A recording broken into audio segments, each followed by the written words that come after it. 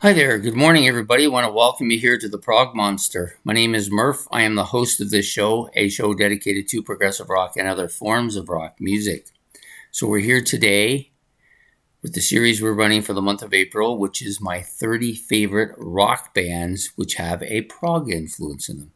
And today we're going to talk about this guy, Bill Bruford. So not really a rock band, but definitely a rock artist for sure.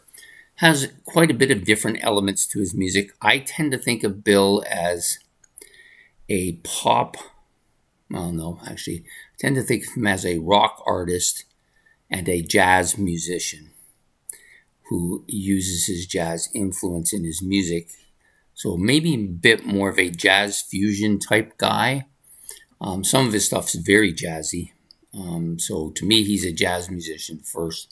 And then some of the elements that you will get when he's doing his jazz fusion or when he's playing his albums or on different albums that he's had, you definitely get a little bit of that progressive rock influence. It would be hard for him not to be influenced by progressive rock since he's played with both Yes and King Crimson, and both those bands are considered to be among the very elite of the prog universe and very proggy. Yes, often considered the greatest prog band of all time. Whether they are or not, I don't know. But he definitely fits in with the style of music.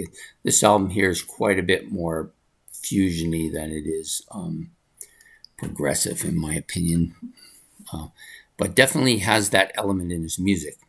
My primary interest in Bill Bruford isn't so much in the individual Hell's Bells, sorry. Yeah, this is a little bit different, this Hell's Bells, than the AC/DC one. But yeah, lots of interesting stuff. His drumming is fantastic. It is on everything I've listened to. One of the world's best drummers for sure. One of my favorite drummers for sure. And so I decided I would put him in this list, even though I kind of think of him as more of a jazz fusion guy. But there's not a huge difference between the two styles of music. There is a difference, but it's not a huge difference. So anyways, I hope you've enjoyed this episode of my 30 favorite rock bands with a progressive element or progressive influence in their music. And please leave your comments in the comment section below. If you want to make any comments about Bill Bruford or what I've said or anything I've said, you can do that. And don't forget to hit the like and subscribe.